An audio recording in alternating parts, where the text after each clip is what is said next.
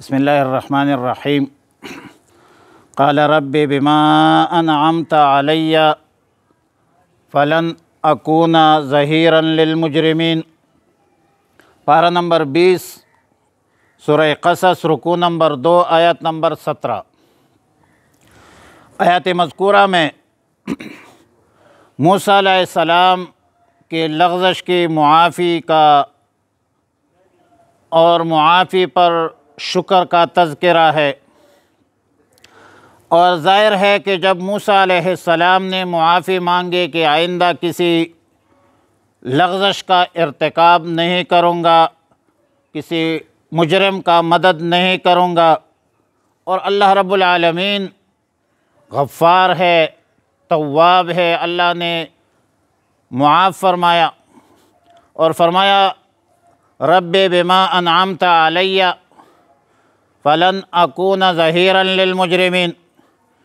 اس سے معلوم ہوتا ہے کہ موسیٰ علیہ السلام نے جس اسرائیلی کی سبطی کی مدد کی تھی اور اس کے مدد کے لیے اقدام کیا تھا، دوسرے واقعہ سے معلوم ہوتا ہے کہ یہ جو بنی اسرائیلی تھا یہ خود ایک الد الخصام تھا، جھگڑالو تھا، اور لڑائی جھگڑے اس کی عادت بن چکی تھی۔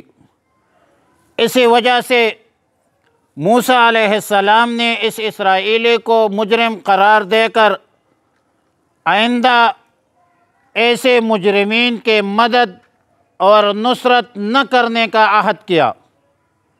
سیدنا عبداللہ ابن عباس رضی اللہ تعالی عنہما اس جگہ مجرمین کی تفسیر کافرین سے کرتے ہیں، اور یہی قول ہے سیدنا قتادہ کا۔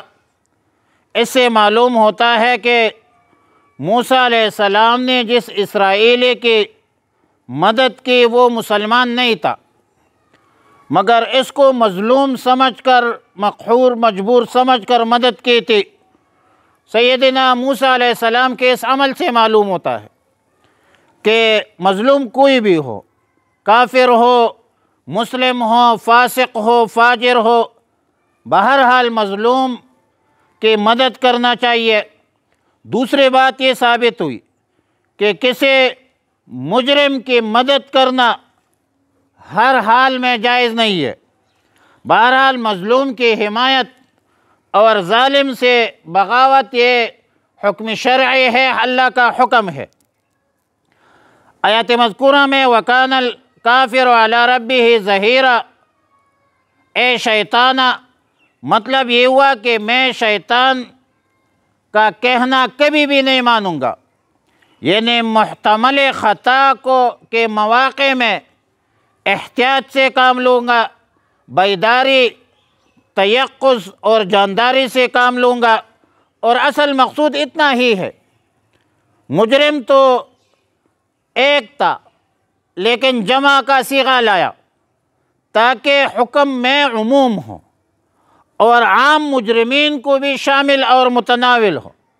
لہٰذا اس ارشاد میں، حکم خداوندی میں ترغیب ہے، ارشادہ ہے اس طرف کہ کسی بھی مجرم کی اعانت اور مدد نہیں کرنا چاہیے۔ اگر کسی نے کسی مجرم کی مدد اور نصرت کی تو وہ بھی مجرم متصور ہوگا، اور مجرمین، ظالمین کا مدد ہر حال میں درست نہیں ہے۔ اور امام لاہوری رحمۃ اللہ علیہ قرآن کریم کا خلاصہ بیان کرتے ہیں۔ جمعیت طلبہ اسلام کا ایک پروگرام ہے اور ایک اصول ہے، وہ یہ ہے کہ اللہ کی عبادت، رسول کے اطاعت، ہر ظالم سے بغاوت، ہر مظلوم کی حمایت بلا تفریق، پورے انسانیت کی خدمت، یہ پورے قرآن کریم کا خلاصہ ہے، اور یہ پروگرام ہے جمعیت علماء اسلام کا۔ فرمایا قال رب، فرمایا اے میرے پروردگار، اے میرے پروردگار، رب یا رب بما انعمت علیہ، جیسا کہ تو نے انعام کیا علیہ مجھ پر، فلن اکون، پس ہرگز میں نہیں رہوں گا، میں نہیں ہوں گا، ظہیراً، معاوناً، مددگار، للمجرمین، مجرمین کا، وصلی اللہ علی النبی الامی الکریم وعلی آلہ واصحابہ اجمعین۔